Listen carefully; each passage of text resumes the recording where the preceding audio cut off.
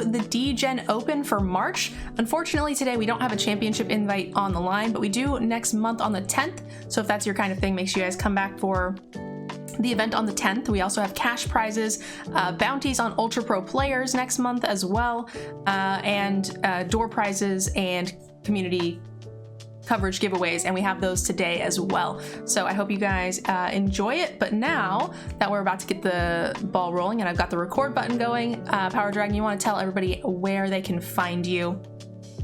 Find me literally just about everywhere at Power Dragon. I also have a podcast though called Color of Magic. It takes a little more trouble to find, but yeah, we do that weekly. And otherwise, you can find me streaming on Twitch, hanging out over on TikTok, and I'm a hell of a follow on Twitter because I have all kinds of stuff over there.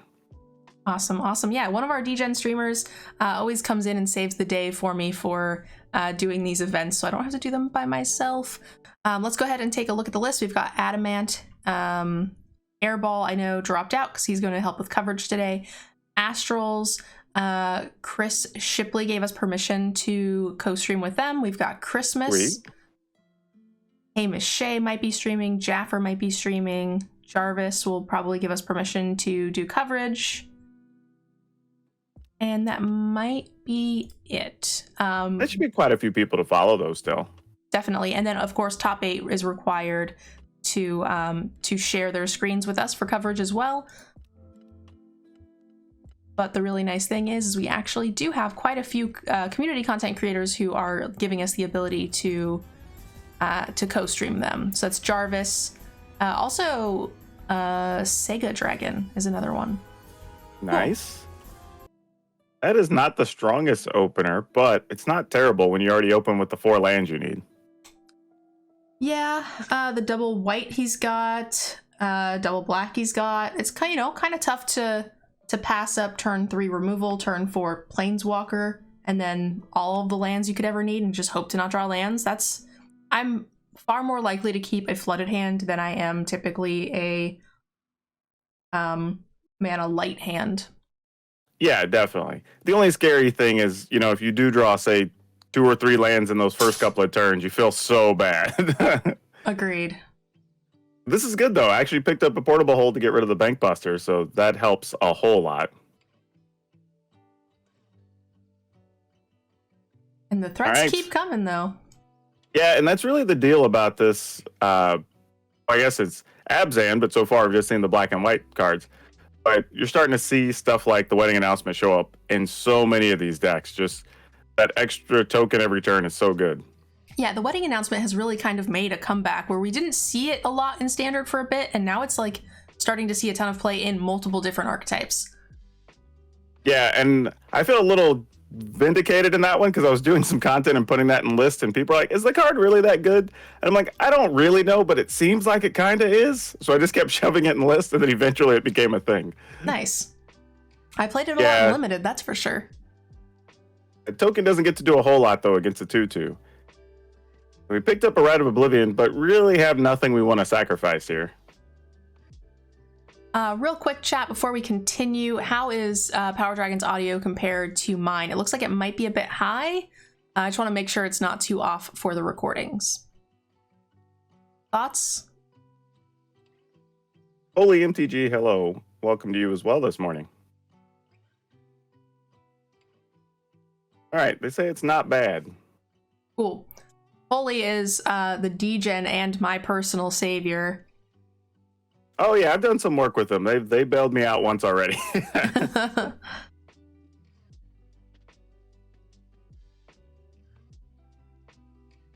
Oh, that's a solid Meat Hook Massacre.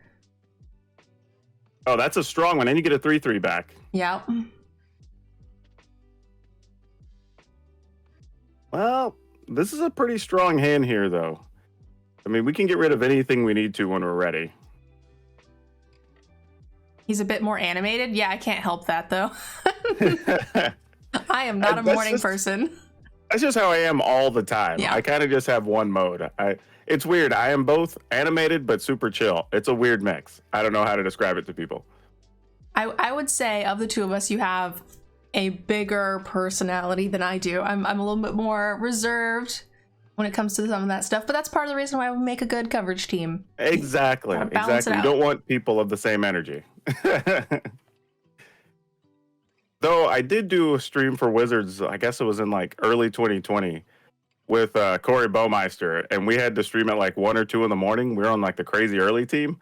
And oh man, that was wild. It was a lot of fun, but definitely crazy high energy the whole time. All right, so this Fable of the Mirror Breaker, again, sorry guys, post LASIK, I'm still a bit fuzzy. I can't read the cards well. Yeah, this is a pretty interesting card that I've been seeing some play, obviously in limited, but it's interesting to see it in a list here. We typically see Astrals play a lot of like Rakdos. Dragons is kind of like his baby. He's, you know, taken and done well with in the last few events.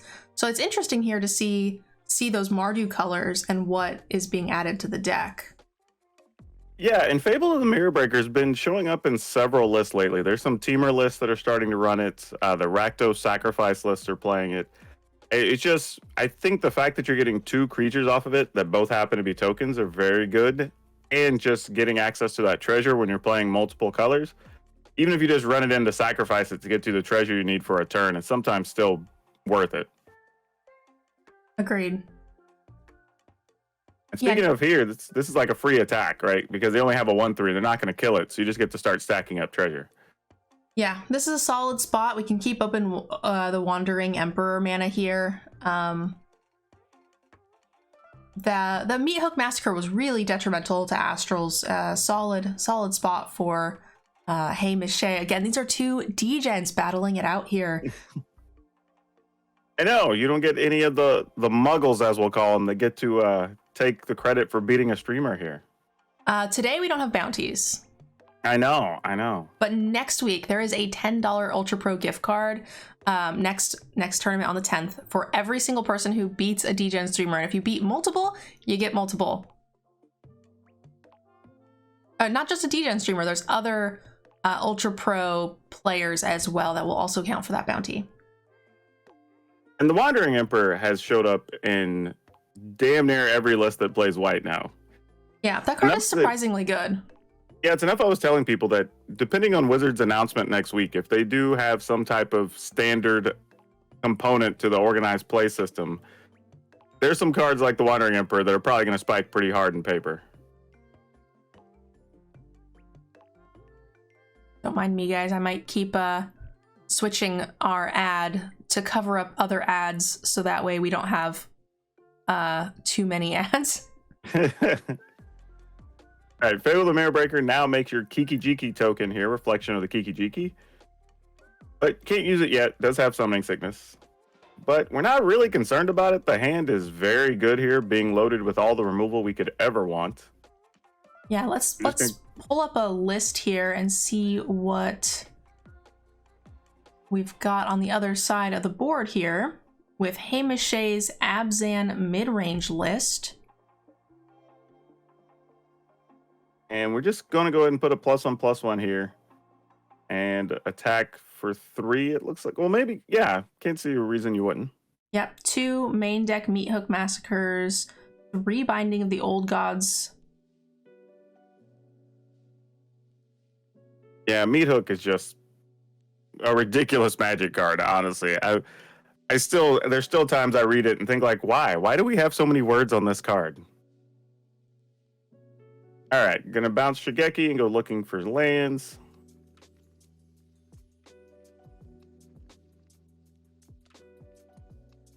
Putting a couple of good pieces into the graveyard, though, in the process. Pretty close to a mirror match, interestingly enough. Like, there isn't a lot of green in Hamish Shea's deck, and there isn't a lot of red in Astral's deck. There's actually a ton of overlap on the cards. Yeah, I was expecting that. The black and the white cards are going to be mostly consistent, and a lot of that has to do with the removal that's available in those 2 colors right now. Yeah, it's just so good. And then a lot of them are double white, Meat Hook Massacre being double black, so it really does reward you for kind of committing deep into those 2 colors. Oh, for sure. Yeah, now this is a little tough because even if they were to attack with their creature land, like you're holding double Vanishing Verse here. So you have kind of everything covered from every direction. Yeah, I think Vanishing versing these Shigekis here is probably the correct play, only because they do, over time, produce quite a lot of value, and it is something that could potentially pressure the Wanderer back, which prevents you from pressuring, and we definitely want to get in some damage before this token gets removed, which Hamish's deck is full of removal. Yeah, and you do have the issue of just at some point later in the game, that Shigeki, especially if they were able to find the second green, starts letting you get back 3 and 4 cards from the graveyard, and just get into a situation you don't want to be in. Agreed. All right, we're just going to keep plussing here on this Wandering Emperor.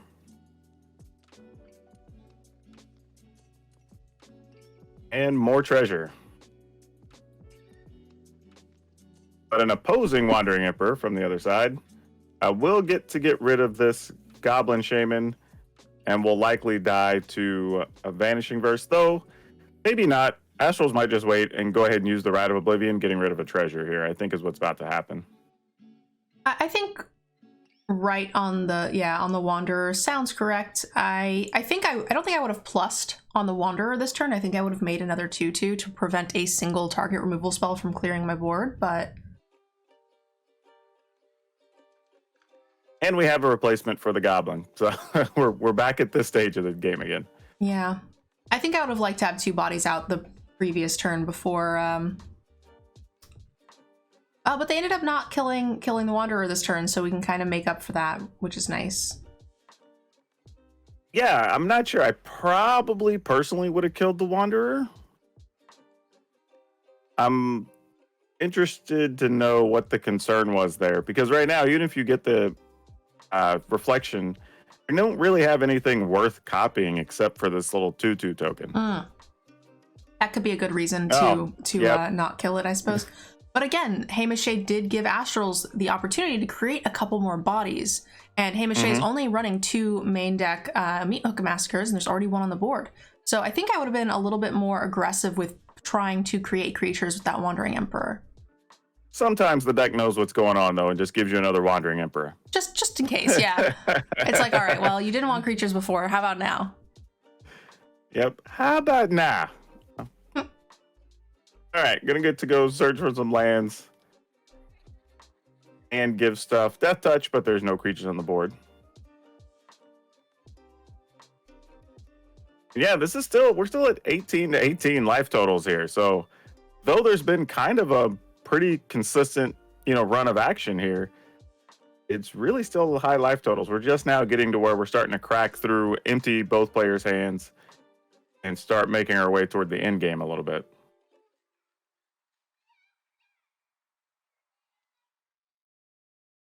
All right, there's no extra removal for the Wanderer here, so it looks like we're just gonna plus and get some attacks in.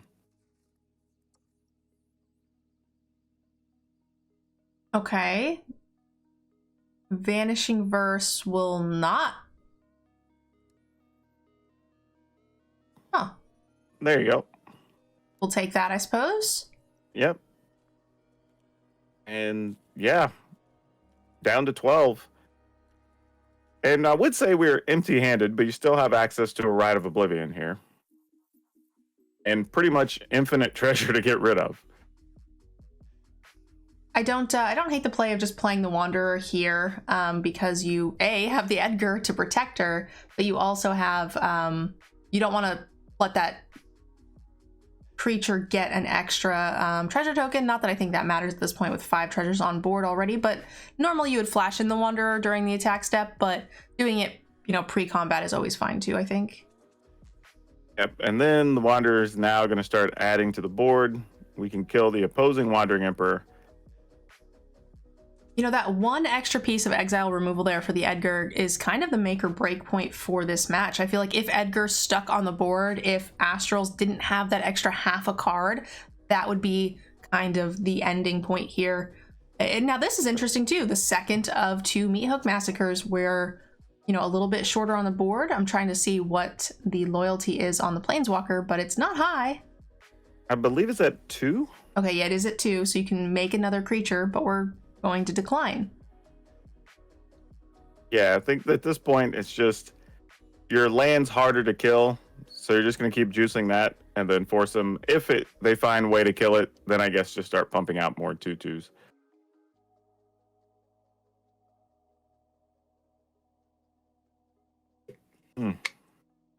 Wedding Announcement is a good card here to keep pressure on. Yeah, Wedding Announcement just feels like it's just never wrong or bad at any stage of the game. It's one of those ones you just look at and say it's always good.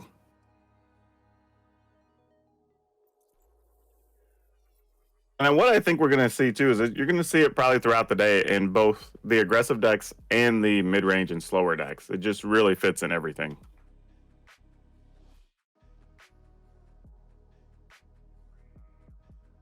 Man, this is a slugfest. They just both keep top decking super powerful cards, which is, going to be tough to deal with.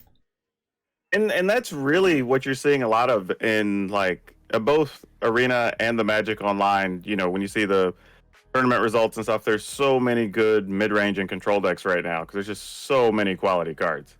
Honestly, I think these cards that we're seeing in this particular matchup is actually a ton of fun. Standard has been getting a little bit of a bad rap lately, but I think that this is some pretty good Magic.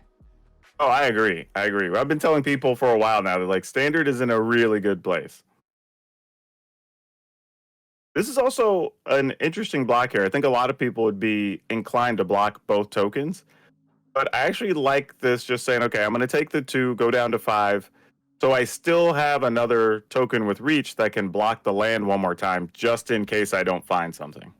Yeah, if they would have double blocked. It looks like we found something in the form of another Lolth, so I guess it's okay. Oh, wow, yeah. If they would have blocked, they could have possibly made spiders with a Lolth, killed it, and then that would have been even more rewarding now that we've drawn another Lolth. That would have been a pretty sweet play there. Definitely. All right, you do still have an Infernal Grasp here, but that doesn't do a whole lot other than just slowly clearing the blockers. I will say, I think also Hamish did miss an opportunity there to draw with the Lolth before killing it. Now, Correct. That could just be that maybe she just didn't want to risk the life total. Quite possibly. Picking up this Sorin here on Astral's Flame side's also very big, because with the life totals being this low, every single creature is going to matter. Yep. Just decided we're just going to go ahead and activate our Hive of the Eye Tyrant as well. Since that has to be double blocked, you're forcing Miché to have another card here.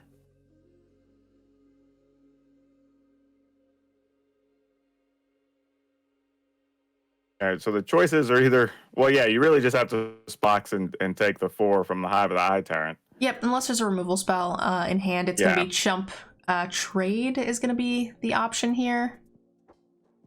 That Menace, the Hive of the Eye Tyrant, is a pretty spicy card that has impressed me since it's been printed just because of the exile ability on it. Comes in handy a lot more than you might think. All right, and we're getting another card there from attacking with more than one creature from the Wedding Announcement. And now you got Lolth able to make 2 spiders again. But again, you still have that Hive of the Eye Tyrant with Menace that you're worried about. Okay, Invoke Despair does a little bit of something here.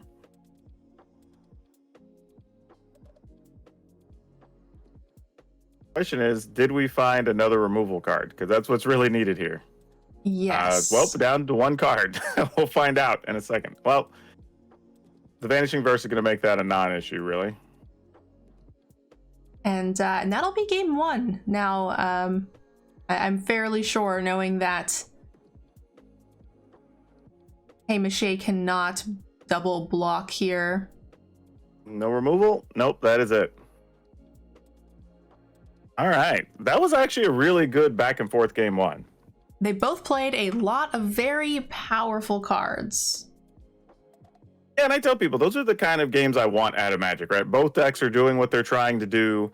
Both people are top decking answers to extend the game. And then if I lose, I lose. Like, whatever. But that's fun to play and to watch. I absolutely agree. One of the things I like about doing coverage for the Degen Opens specifically is because we do have a lot of content creators and not necessarily a lot of tournament grinders. Oftentimes we see fun decks that we don't get to see very often in usual top 8 deck lists, which makes things a bit more spicy. Yeah, and I think the entry fee has a lot to it too. You know, when it's just $3, you're like, you know what? I can play something fun and take a chance for $3. It's not a big deal. You know, if I was, you know, something that's a $15 or $20 entry fee, all right, let me bring a real deck and really try to put this away. Naked Carpenter says, I hate playing close games like that, but I love watching them. I love playing close games of Magic. Like, those are way more exciting for me. Yeah, long drawn out games where both players are playing things is always kind of fun. I do hate long drawn out games against control, which is part of the reason why I play mostly limited.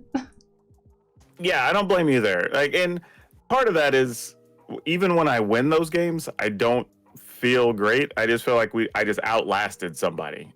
Like, it doesn't really feel entertaining and rewarding.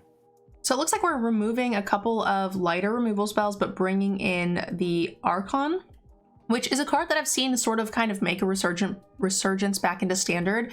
I don't think it was seeing a ton of play, but I did come across it a few times in the last few days. Yeah, it's popped back up over the last about month and a half, and it's mostly because of the Naya Runes list, because they're wanting to play the runes, draw a card, and a lot of times chain 3 or 4 cards in a turn, and that actually shuts that down and takes away one of their biggest advantages. Yeah, and it, you know, making them only cast the one card just kind of, like you said, shuts them down, bricks the entire deck. We have Twin Dagger here saying, I love watching control mirrors. So control mirrors are interesting a lot more, I think, than control versus aggro, just because, like, oh, they've stabilized, but then it still takes them 30 turns with, like, control having no cards in hand to then kill them. So those I find to be a little sad, but control mirrors are interesting because it's like who blinks first, right? When I hear people say they like control mirrors, I assume those are the people that sign up to be on interrogation and torture squads. Not my jam. Like, I can do that every once in a while, but when the whole format becomes a bunch of control decks, like, those are the standards that I just, like, do not enjoy watching. Wow, this is a good start here. We have Hamish on the play with the wedding announcement. However, we have the Vanishing Verse open on the side of Astrals here before the wedding announcement can actually trigger, and then playing his own follow-up wedding announcement to get a nice fat lead here. We have Sorin the Mirthless, I believe, coming down as well. Astrals couldn't have curved out any better at this point, I think. Yeah, this was exactly everything he wanted. You know, even has one of his sideboard cards on top. This looks like it'll be a Meat Hook Massacre or bust type of moment for Hamish with this sort of quick start we're seeing from Astrals. Yeah, and this is still very manageable. Like, this is okay. I like this idea, too, of having the Nadar in this list, because it's a nice, slow, steady advantage card. Like, if they don't kill it, you just keep getting this extra advantage from the dungeon. I actually really liked the dungeon mechanic, and I liked Nadar a ton. I'm so glad he's seeing some play.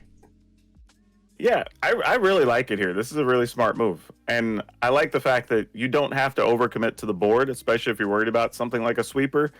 You can go ahead and just, all right, I'm going to attack for 4 or 5 a turn, and I'm going to be still getting extra life for drawing cards or getting treasure or whatever along the way. Was this a foretold card that I might have missed here on Hamish's side of the board? Yes, that's exactly what it looks like. But I'm not sure what it... Well, it's a Doomscar. Well, there you go. I was like, not sure what it would have been, but that answers that. This is quite the adventure package we've got going on here. Yeah, this is nice. And we rebuilt the board basically instantly. So now we're just seeing if they can answer. Yeah, one more board clear from Hamish here, and that would be probably put her slightly in the lead in card advantage as far as card advantage goes. Welcome, Real Killadub. Thank you guys for the raid. I really do appreciate that. We are doing the Degen Open. We've got some giveaways for all of you guys here soon. Henrika is a really nice one here. However, we know it's going to get removed by this apparition. It's still going to get a card here for your troubles.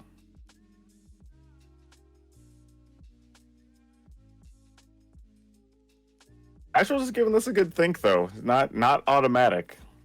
Yeah, that thing is Death Touch, which is kind of interesting. So it should be able to kind of chew through just about anything, get that free adventure. And that's kind of the nice thing about having multiple adventure cards here is, again, they're just going to be kind of getting a ton of little value slowly and surely as the game goes on, whether that's in the form of treasure or card draw, ideally. And that's always a really nice bonus. All right, apparition. I'm assuming just going to go after. Oh, actually, does not go after Henrika. I'm actually a little surprised that we're choosing to commit quite this much to the board at this point. With the negative ability, we really didn't need to press here. If there is a Meat Hook Massacre on the other side of the board to clear, this will be some sad days, I think. Invoke Despair was looked like it was a pretty quick and easy decision. We didn't think too long about that.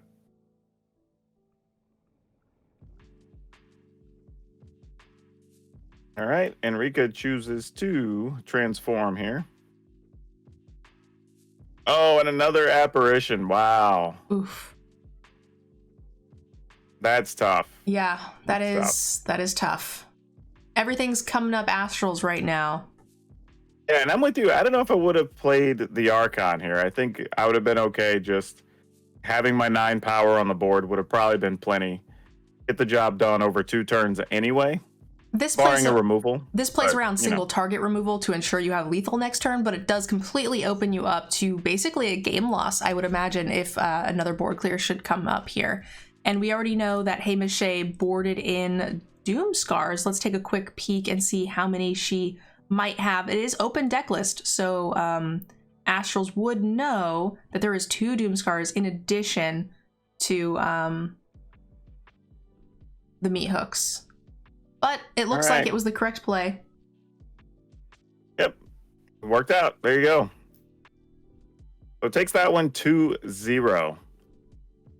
Yeah, that was actually a pretty interesting match. I don't know if the green was as strong as the red. However, we really didn't see any red cards from Astrals. It was that's not true. I guess we saw the Fable of the Mirror Breaker.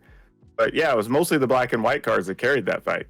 Yeah, we were taking a look at the different deck lists, and there's very little green in Haymache's and very little in Astrals, very little red in Astrals as well. So, I mean, it was as close to a mirror match as you could get with having a completely different color, which is interesting. Yeah, and they were each kind of taking a different approach, where it looked like Haymache was playing the green to kind of have the longer game. Like, let's go find land, let's get stuff out of the graveyard. Whereas the red was there to kind of like keep pushing things forward for Astrals, and it looked like that just worked out there. It looks like the one Jame just got a victory as well.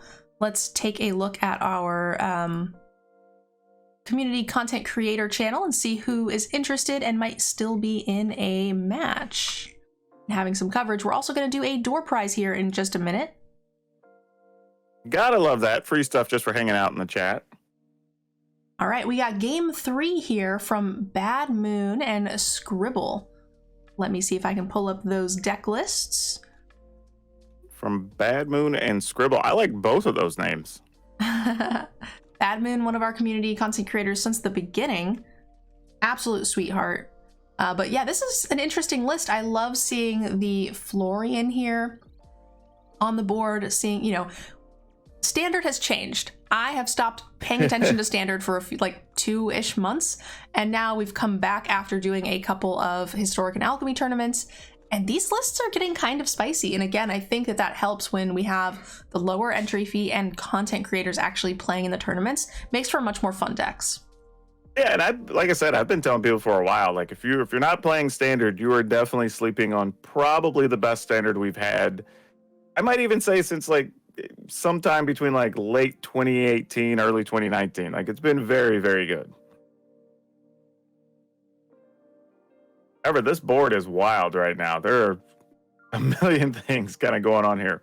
It looks like, though, Bad Moon had a rip apart and the ability to cast it and chose not to on the Showdown of the Scalds, which is kind of interesting. Agreed. That is a bit interesting. Although, no, Rip Apart is sorcery speed, and they just played it this turn, so they wouldn't have been able to do that. Oh, that's true. They were tapped the mana there. I thought that was out there for a turn already. I thought so too at first. All right, Florian probably not attacking here because it's not a successful attack, but he did pick up a Goldspan Dragon. Yeah, Goldspan Dragon and Rip Apart is going to be a pretty good turn here. And the Immersturm Predator is going to become a big problem very, very soon. I'm kind of surprised to not see the Immersturm Predator turned sideways here, because it can block the Florian, assuming there's no way to buff it. But we also know that the opponent has the protection spell as well, so they would box pretty well. Yeah, that gets you into kind of a weird situation because you have to start deciding how many things you're willing to give up to keep your Immersturm Predator. Because you can respond to try to keep it alive, but it's just how many creatures are you willing to trade? Yeah. Now it looks like the Immersturm Predator is going to be chumping and then eating a creature to gain indestructible to prevent a lethal attack here, or pretty close to it. Yeah, there's some interesting stuff here because you have, it looks like that's the +1/+1 double strike card in Scrabble's hand. Yeah, we also have, I actually think that maybe the play here is to try to destroy the Immersturm Predator pre-combat.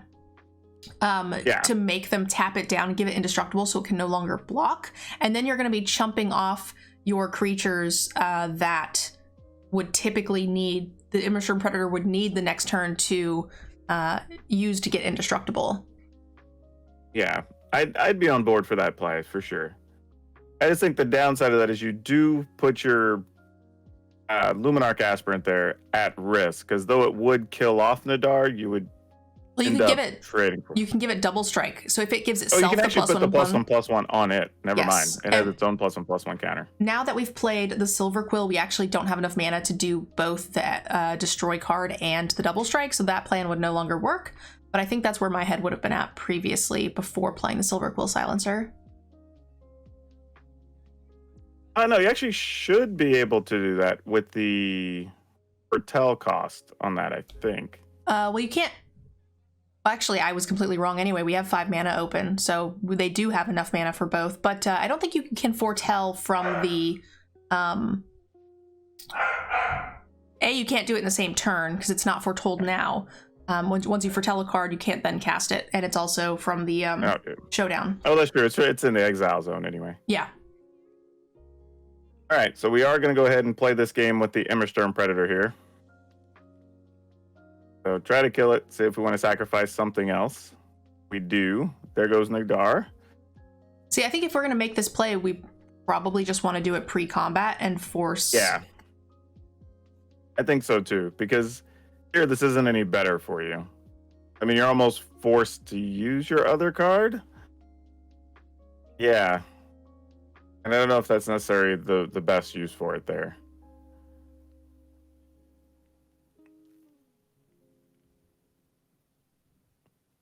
But either way, you at least now have a very large Florian, and you force Bad Moon to draw another creature next turn if they want to do something with their Immersturm Predator. Yep. And being at 25 life, I don't think that Scrabble is in any danger of Immersturm Predator getting to come across the other side. Whoa, that's an answer to pick up, though. But he has been top decking Dragon into Dragon, which is a pretty solid spot to be in. Though, you're still kind of in the same spot here, though, right? The Immersturm Predator, well, I guess it becomes an 8/8, and then you can still trade, so that makes sense. Well, it wouldn't even trade because it gets indestructible when it taps to sack the gold span. So, unfortunately, I think Scrabble needs to wait a turn before they can actually make that attack because they need Florian to be up 1. Yeah, there's also the well, with the extra 4 life does make a huge difference here, because I was just looking at having some Hive of the High Tyrants you could activate, because of the limited number of blockers, but now just getting one of those through just isn't going to be enough. but there is another showdown. Yeah, I'm also curious. I'm trying to find the list now to see how many of those double strike spells the that is huge. The Scrabble would have. Yeah, that's a lot. Wow, that gives Angel Fire Ignition. It gives life and a Vanishing Verse. Yeah, that is huge. Because now you can get in there with the Florian because you're going to get Trample, Indestructible, and Vigilance off of that. This is just lethal. If we Vanishing Burst the Goldspan Dragon, they have to chump off the Immersturm Predator. They can't sack it for Indestructible, which is interesting. And they just have to chump the Florian, right? Yeah, you absolutely have to chump the Florian. Well, I mean, I guess technically you don't, but you just die to it next turn.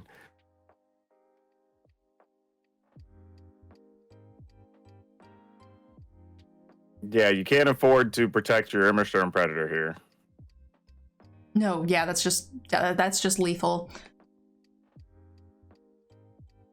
That's kind of interesting to see the pump there with no cards in hand. I think I would just pump something else and then come across the table, right? With the Florian being a...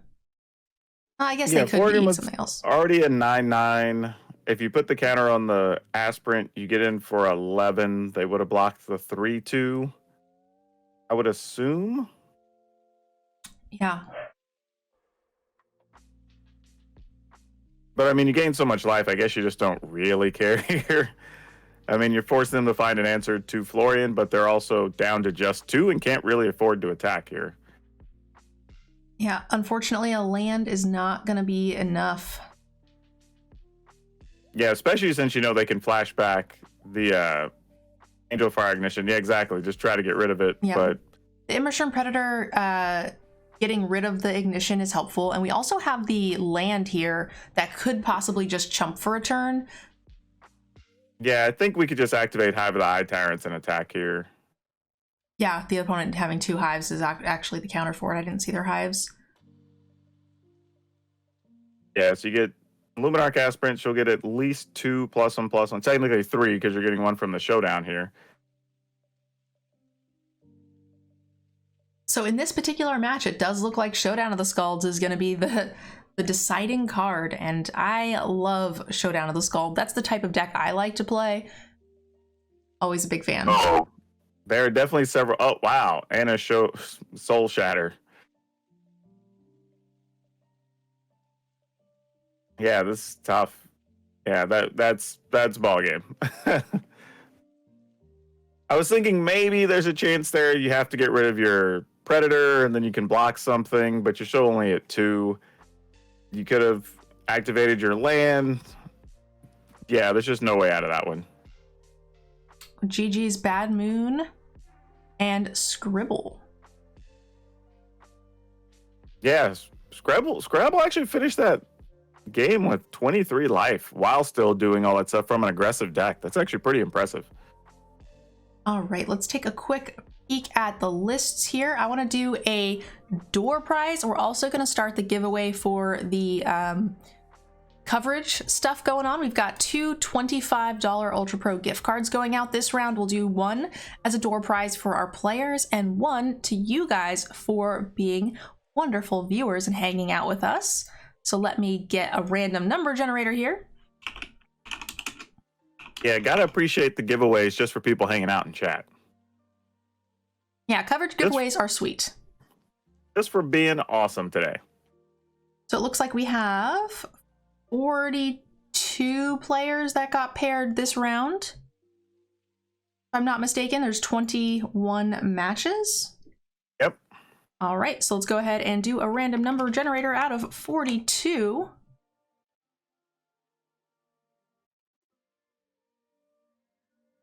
And it's 41. So that'll be, correct me if I'm wrong here, the one James, player Yep. A of the 21st match. There you go. I'm just giving it a second for chat to tell me I'm wrong in some way because it's early and my math is, I'm sure, not great. No, I think that checks out. I think you're good. Okay, cool. So the one, James, congratulations for the round 1 door prize. We have 4 of those just for signing up. So make sure you guys sign up next week on the 10th. And big thank you to Ultra Pro for sponsoring our event. One, James, I will send you that $25 Ultra Pro gift card in just a second.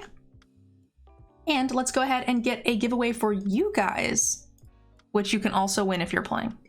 All right, chat. This is your time. All right, it is active! Exclamation ticket for a $25 giveaway.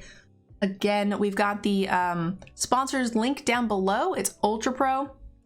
We also have a 5% discount for you if you guys decide, even if you win the $25 gift card, you can use that 5% discount code, and that is Degen.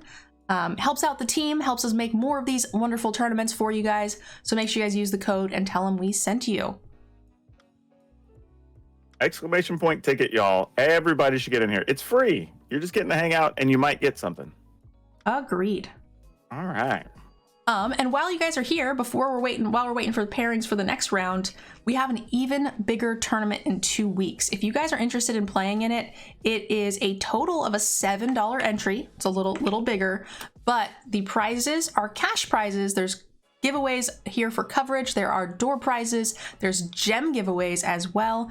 And top 8 is cash prizes with a championship to the next Streets of New Capenna championship, obviously. Sorry, it's still early.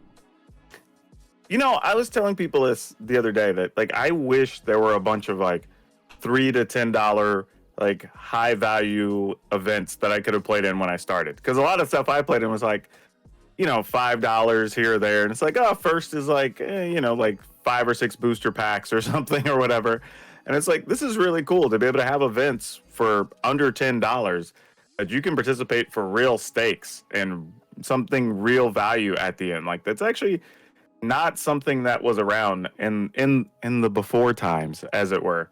So like, yeah, this is actually pretty cool. Yeah, this is our highest prizing tournament so far. Every single time you beat any Ultra Pro sponsored player, not just Degen streamers, it includes all of the Degens, but it will also include other sponsored players like I don't know who's going to sign up yet, but I know like Pleasant Kenobi and a bunch of other people are sponsored by Ultra Pro.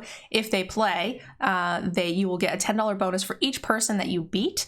There is $800 in cash for top 8, Streets of New Capenna championship invite for first, and there's also 9,000 gems on the line for top 8. We have 9,000 gems in giveaways, $100 in door prizes for our players as well for Ultra Pro, and then the normal $100 in coverage prizes. So there's a lot.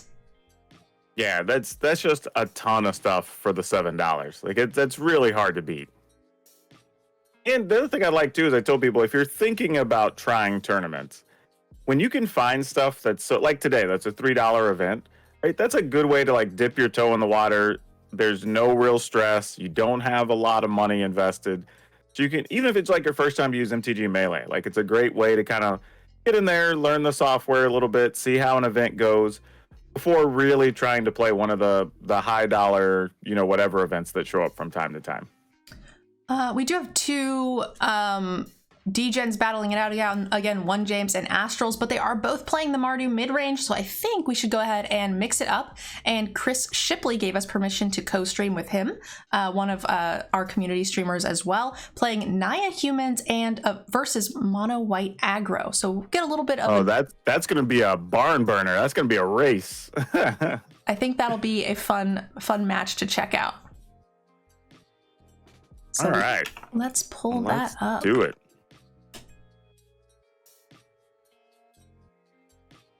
All right, we're into the game. Yeah, they wasted no time. And this is about what I expect the early turns to look like here. Oh my goodness, double aspirant on one side of the board versus double aspirant on the other side of the board. This might just come down to who is on the play first. Because boy, oh boy, is this a big board state. Yeah, I think some of this is going to be a matter of, you know, who gets what removal in this fight, because that's going to be a really big piece here.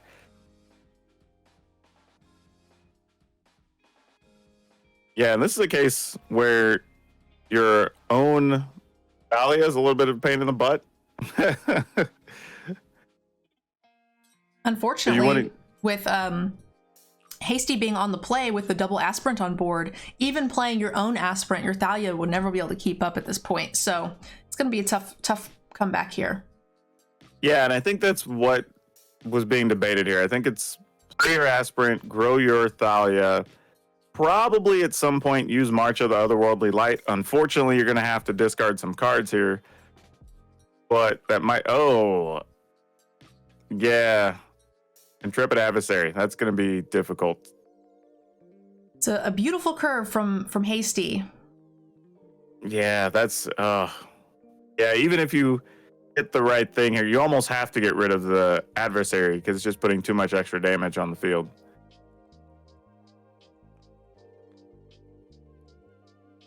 Now, depending on where these counters go, you can get a somewhat effective block here by removing... Okay, I was going to say, nothing's going to get put at risk here unnecessarily. Yeah. And if these two attack, you do also get to grow the initiate as well. One of the things they could have done is marched... March is CMC cost, right? Yes. Yeah, so they could have marched the aspirant before combat to prevent the initiate from getting the trigger. I don't know if that's really where we want to be. Yeah, this is really, really tough here. But it looks like that's what we're going to end up doing. So this is a slight little bump in the road here. Yeah, this is harsh because you kind of want to preserve your life total here and get rid of one of the attackers, but you also want to get rid of the adversary. So, yeah, I mean, you're kind of choosing between the lesser of two evils here. Agreed. And the opponent still has two aspirants on the board, so there's just really not going to be a ton of ways that Shipley will be able to come back in this particular, game one here. Now, Tameo Safekeeping is a nice card here. It can actually let you block, keep something alive. You also gain 2 life, but it doesn't really get rid of anything or help your board situation. It's also important to note that, like, the opponent also has the Crawling Barons on the other side of the board. So even if we do manage to find enough answers for Aspirant here, or for the 2 Luminarch Aspirants, but the Cripping Crawling Barons can definitely come in and finish the job. Yeah, the tough thing here is, you're going to kind of be forced to chump block to stay alive at some stage. And you're kind of between a rock and a hard place because you kind of want to block with your Spellbinder, but you also know they have another flyer in hand. And so, yeah, this is just all the right answers from Hasty here. Actually, I guess you should say posing all the right questions while Shipley's trying to find the answers.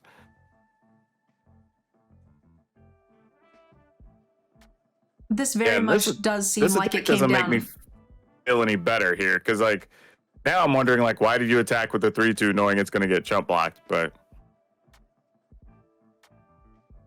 all right, down to 2 and chose not to play anything there. Might not have been able to. Not sure. Maybe it's a removal spell or something, and they don't. Actually, you can't. It has an extra cost there from the Spellbinder. But I guess it didn't really matter. Yeah, Shipley looks a little bit distraught. Like, that was a tough game, though. I've been in that situation where you just feel like you just don't have any right answers at any step. Like, everything you want to do just doesn't feel like it's good enough. And I don't even know if that's about the strength of the decks because, their base is going to be somewhat similar. But I think that was just more about you were on the draw, your opponent curved out perfectly, got all the right cards for everything you had. Just bad luck.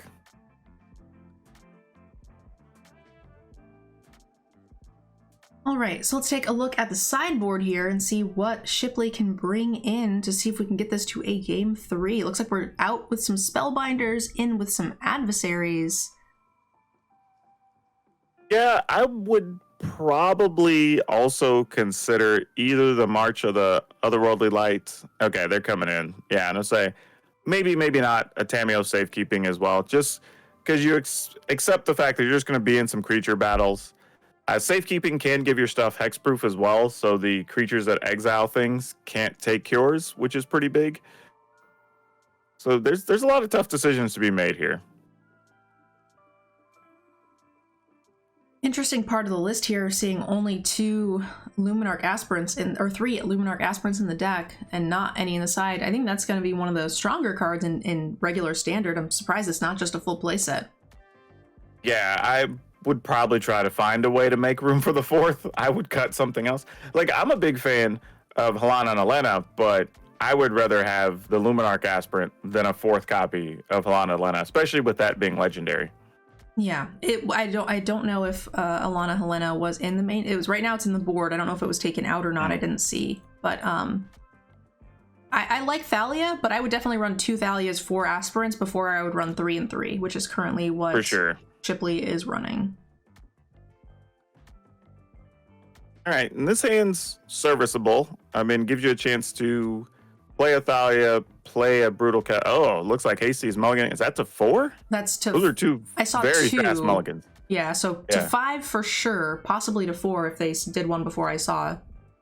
Oof, it is to 4. Wow, on the draw. Yeah, those hands must have been miserable because those were very fast mulligans, like no hesitation. Yeah. Well, I guess that's pretty good for Shipley, considering the fact that you have a creature removal on top of everything else.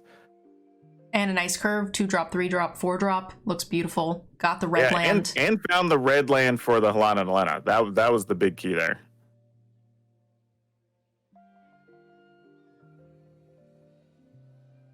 Yeah, exactly. This is one where you're like, do I really want to remove that? I guess I might as well, since their hand is so low already.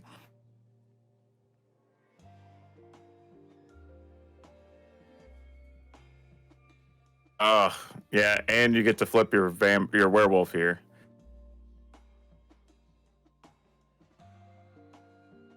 All right, here we go.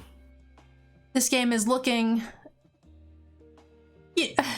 Last game seemed pretty one-sided. I think Shipley put up a little bit more of a fight than obviously mulliganing to 4, but both games just very one-sided at this point. Yeah, this Luminarch aspirant's just gonna be blocking here. Yeah, it's just so much damage. I mean, it's lethal if you don't block, so you just throw it in front of something. But yeah, the white mono white aggro really has nothing to do here. There's no kill 3 things top deck you're gonna find here for 3 mana. All right, so we kind of had 2 non-games. I hope we get to see a good game 3 here. Yeah, that's such a tough one, you know. And I will say this too about Shipley's list, that if you look at the kind of what we'll call the known Naya humans list, they're actually not playing the Jugen enchantment there, the Saga, which is kind of an interesting inclusion here. I'm not 100% sure why it's in, other than to just give stuff +1/+1s potentially. But I think where we're talking about having that extra Luminarch aspirant, stuff like that, like that's eating up those slots where that would probably sit.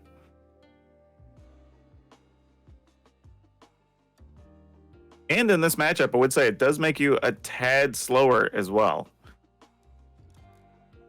which could be a problem in game 3 being on the draw, but we'll see. We did leave them in.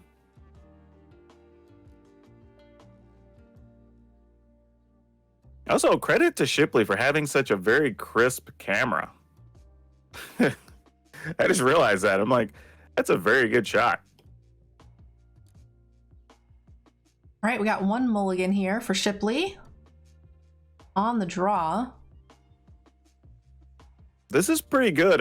I just don't know what I'd want to put back. It might be, yeah, I was going to say Sigarda, just because you get the extra removal aspect out of the Wandering Emperor. Yep.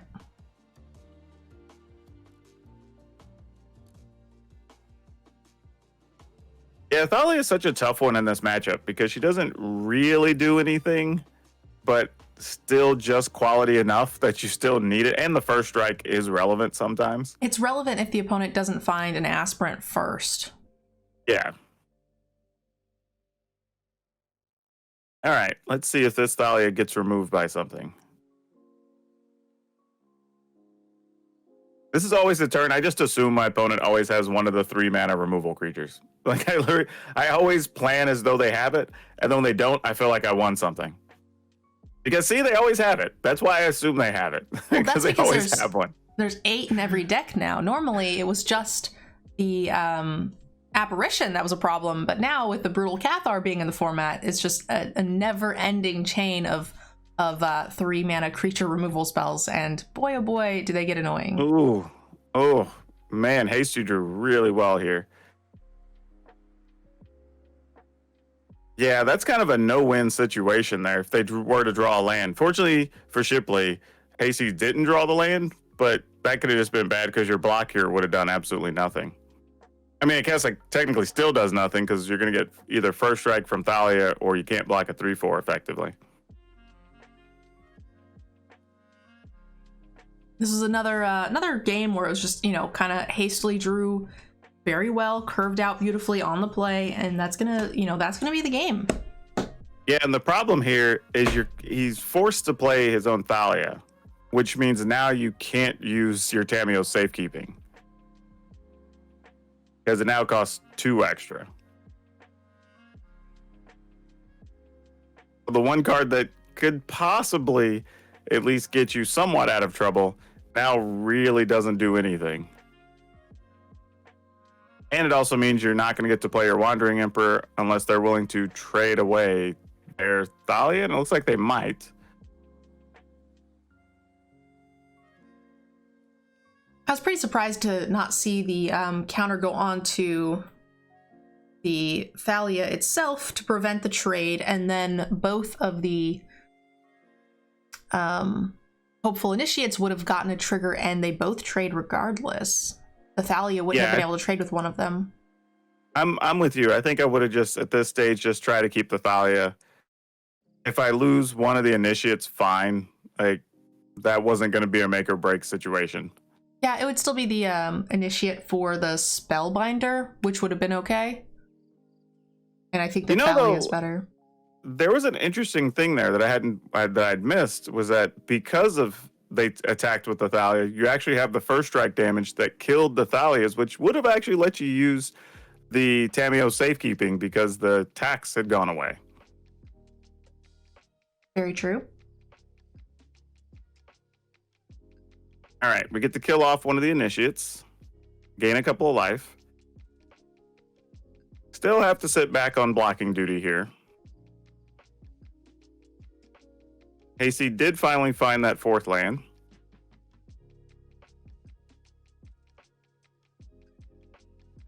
All right, is there a way we could block and stay alive here with the extra 2 life? We can go to 7, take 3, 4, 5, 6. Actually, we're probably still taking 6. Yeah, we're not quite dead.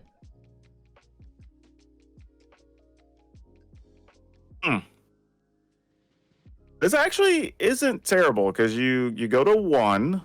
You could make a token from the Wandering Emperor. Oh, what do we?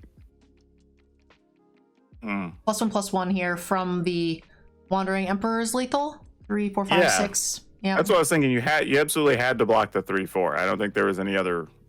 It's the same either way. I guess it doesn't matter. Yeah, it doesn't really matter. I think they just threw away lethal, it looks like. Yeah, absolutely. You just put the +1/+1 on something that goes on block there.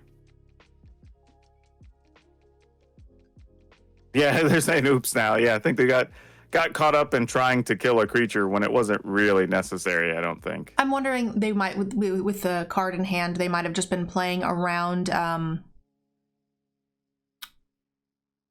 removal spell. And that would prevent lethal. Like if you put the +1/+1 counter on a different creature, the trade would go through and you would lose another creature and they would not die. So I guess that's the safer play. Yeah, you got to make a 2/2 body here. Though, if you block, you would be gaining 5. I would still be worried about a removal spell. Yeah, I'm kind of in the same boat. I was just thinking, like, there's a world where you could have put the +1/+1 counter on the adversary and try to play around a removal. Just hope, but this is the safer play for sure. especially because it's going to be a 4/4 because of the adversary bonus. The nice thing too is that should Shipley brick here, they could attack with a Spellbinder to kill the Wanderer and hold open the lair for blocks for a turn. So they're not quite out of this yet. But this is some interesting attacks coming over. I wonder what this could be.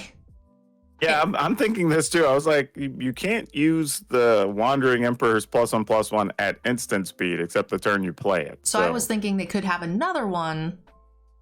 But yeah, that was my thought too. I'm like, wait, you're about to get caught with it. But I figured if they had another one, they would have probably made the Samurai pre-combat. Bugbear Den will not do it. No, but you do still have the Lair of the Hydra you can block with. Yes. So I'm wondering, do we come across with the Spellbinder in hopes that the 5 life is enough to save us? That would put us to 6, and we would have 3 blockers. I probably would have killed the Wandering Emperor there. Yeah, I might have tried it, especially knowing that you can block their biggest thing with your Lair of the Hydra as well, because it would be at least a 5/5 minimum. And then they can't 6/6 attack with 2 of their creatures because those get blocked by the adversary, and you just gain, net positive life there. I think giving them another 2/2 here is going to be... If they top deck a removal spell, you're dead. But I think if you let the Wandering Emperor live, you're also dead. So I would just rather risk that. Yeah, I'm seeing it the same way. I mean, if you're dead to a removal anyway, you might as well just go for it. Yeah, they're kind of double checking here, like, what does this Tyrite Sanctum do?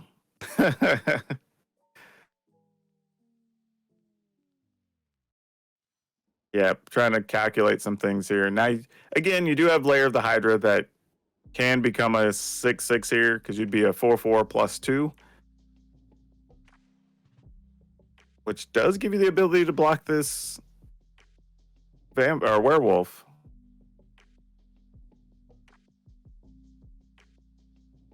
Let's see if Hasty sees it or not, because you can get a little ahead of yourself and try to attack with the first striker here. Whoa, tagging with adversary. What's happening?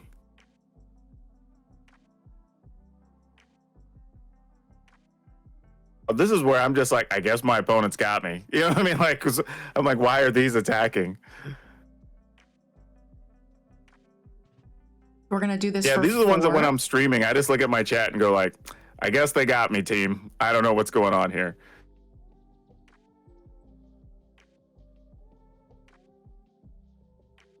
I mean, I guess Spellbinder goes to work. Yeah, I was going to say, you got to go to work blocking across the board here. Unfortunately, now... I mean, you could keep the adversary and block with Spellbinder and the 4/4. Yeah, and then you get, assuming this block works, you'll get a creature back. You'll get your Thalia, which will then be a 4-power first striker. Yeah. It looks like this block works. That's a scary spot, but yes. Wow. Okay. Wow. That's big too. That's very big. Not in a, still in a bit of a scary spot, but this looks nice. That Wanderer is going to be a problem. Yeah, I'm thinking this is where you say, okay, I'm willing to take a chance at least sending Thalia into the Wanderer, probably. Yeah, like, oh, and another Intrepid Adversary. Oh, no, that's such a good draw. But, this Luminarch Aspirant off the top here is going to make the adversary very large, and the life gain is going to be super relevant for Shipley to get back in this game. But I do think that we should have killed that Wanderer that, one turn with the Flyer, and this would be a much different game. Yeah, even there on the last turn, I probably still would have attacked with Thalia and been like, okay, you're either going to trade me a creature that was going to attack me anyway, or I get to kill the Wandering Emperor. Oh, that's a good draw, too. The deck's trying. Yeah. Even if you get stuck here just having to use the Hive of the or Lair of the Hydra for just a 1/1, that's still fine here, because you'd be a 3/3. Yeah, if need be. We're going to do this for 4. Unfortunately, now... Bugbear Den will not do it. I mean, I guess Spellbinder goes to work blocking across the board here. Yeah, if need be.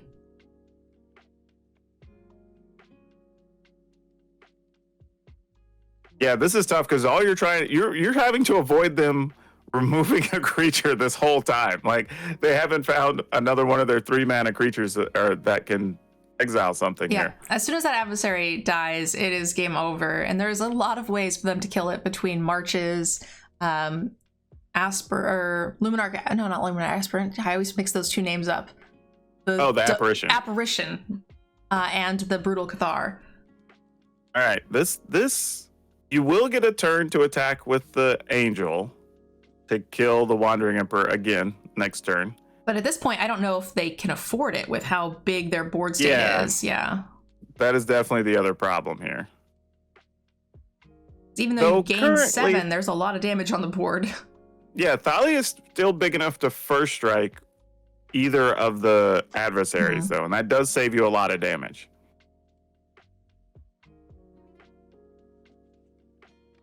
All right, yet another creature land. Unfortunately, it's a tapped land. If it was an untapped land, they would have been able to go Legion Angel into Legion Angel, and that would have been a pretty spicy turn. I think here you got to put the counter on the Thalia, I think.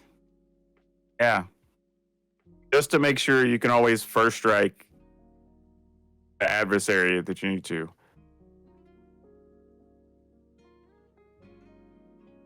Block. You know what? I think I still would have attacked with an Angel there. I think so too. Knowing that I could safely block with the adversary and gain 7. Here's the thing. Yes, you die. If you attack with the Angel, you're more likely dead to removal. However, I think as soon as they kill your adversary, they have more creatures than you anyway. And if you can't gain the life on the swing, you're going to die anyway. So absolutely. You're just going to be losing this, this game of them making a 2/2 and drawing a card, and you're only drawing a card. Now, to be fair, it was Legion Angel, which helps get you back into that game, but it's still pretty slow. Yeah, the wild thing here is we have dodged the opponent getting rid of this adversary for like 5 turns. All right, here we go. This is the moment of truth. Adversaries are on the move? Mm-hmm. With a question mark? What's happening here? Now, the Wandering Emperor did plus pre-combat here, so this could be a symbol of a second Wandering Emperor off the top. So we block with the Thalia, and then the opponent can flash in the +1/+1 on the other Luminarch. Oh, see, I might block the other way. Thalia on the 4 toughness one, so if they do have a +1/+1, I still get to trade. Agreed. Oh, well, that works too. Yeah. Wait, if that's... why would you just not use that in attack with everything? Yeah, agreed. This is one of the cards we were worried about this whole time. I was like, wait a minute. I definitely didn't think that was what was in hand. No. Yeah, the game would just be over here. Well, this did work out a little bit better. The +1/+1 here is not enough, but we would have first striked it down. But at least we're still trading with the other adversary. But again, not enough. You're at 1. You didn't get to gain the life. Yeah, that's just it. But can you imagine how different this game would have been if they didn't have those 3/3 tokens? Oh, absolutely. Absolutely. We could have put some pressure on. We could have even possibly attacked with our own life gainer for some of those middle turns. They wouldn't have had good blocks. Yeah, well, even there on that last turn, getting the first strike on that adversary versus just letting it die to a Thalia or whatever. Like, there was so many points there that they got so much value out of that Wandering Emperor, where it probably could have been gone at least 4 turns prior in a couple different situations. Definitely true. Real quick, guys, we're going to go ahead and draw the winner for our sponsored Ultra Pro gift card, which... Good luck, everybody in chat. Small chance that Streamlabs might be glitched. What are you doing, Streamlabs? Nope, Rurik's rocking the corgi butts for good luck, I think. Yeah, corgi butts. Okay, there it goes. I just had to refresh weirdly. All right, the winner is HD. Cheats. Rigged. By the way, have you noticed that anytime a dog is bred with a corgi, you always get a short dog?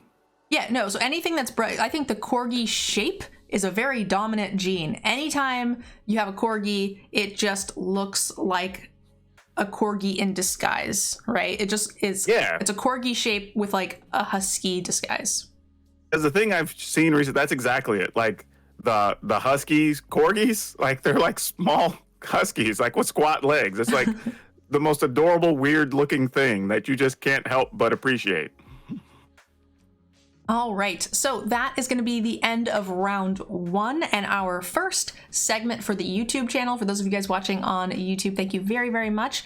And make sure you guys go check out our following rounds.